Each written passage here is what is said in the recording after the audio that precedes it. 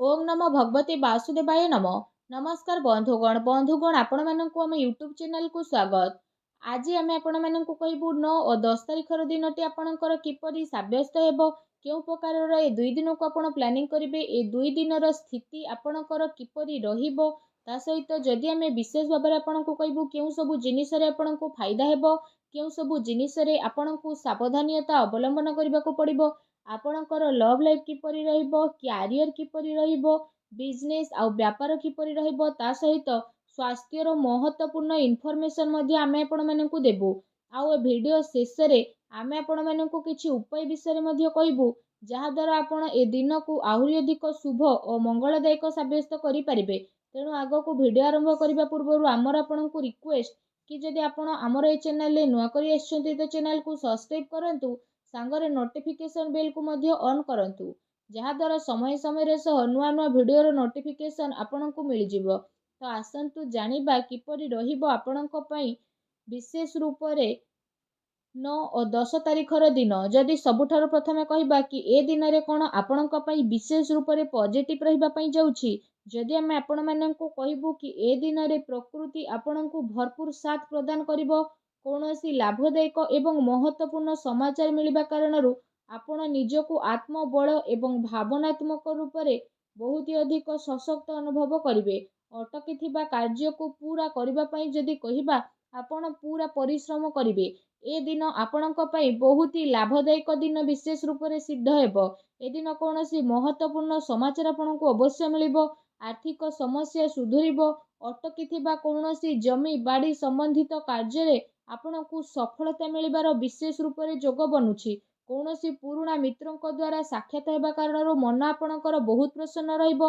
ए दिन सुख सुविधा जेपरि जिनिस को किणा किणी रे आपण आपणक टाइम को स्पेंड करिवे, निजर प्रतिभा और क्षमता को बुझिबे, जहा द्वारा आपणकर व्यक्तित्व रे आहुरी अधिक निखार देखिबा को मिलिबो, तथा समाज रे आपणकर छवि देखिबा को मिलिबो।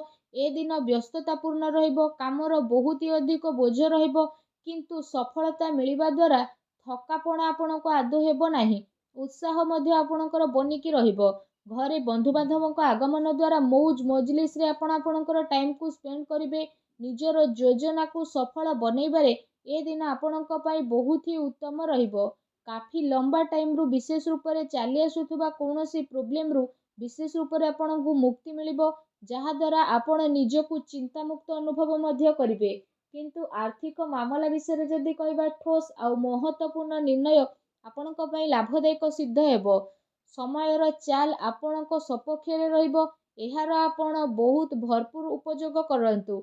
आपणकर महत्वपूर्ण कार्य प्रणाली द्वारा आपण समस्तक समक्ष रे प्रशंसार मध्य पात्र हेबे, किंतु कि कौनसी भी कार्य अथवा योजना पूर्वरु रूपरेखा अवश्य बनै नियंतु, एहा आपणक पई बहुत ही भल रहिबो।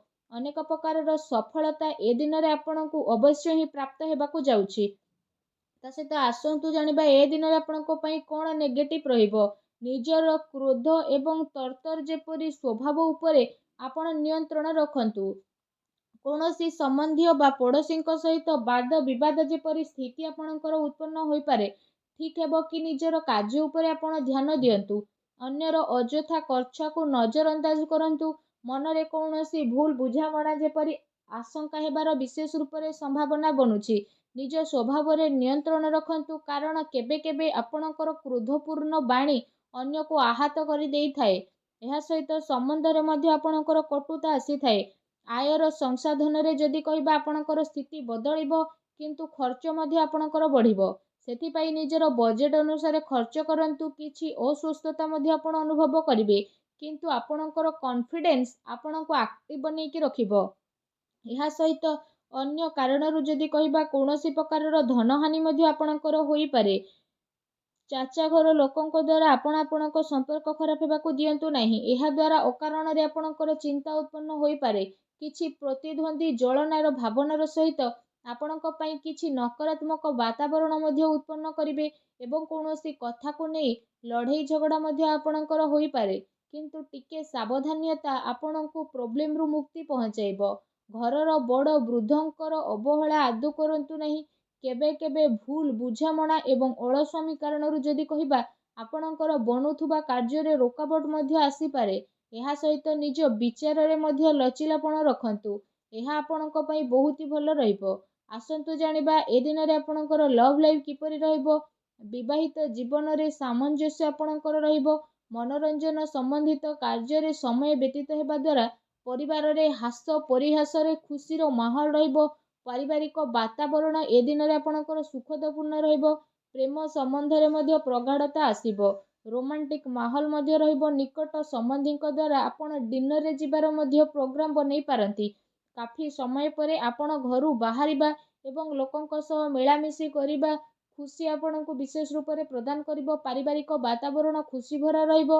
ଘରର ସବୁ ସଦସ୍ୟମାନେ ଜଣେ ଆଉ ଜଣଙ୍କ ସହିତ ନିଜର ଟାଇମକୁ ସ୍ପେଣ୍ଡ କରିବେ। ବାହାର ସମ୍ବନ୍ଧରେ ସାବଧାନ ରୁହନ୍ତୁ।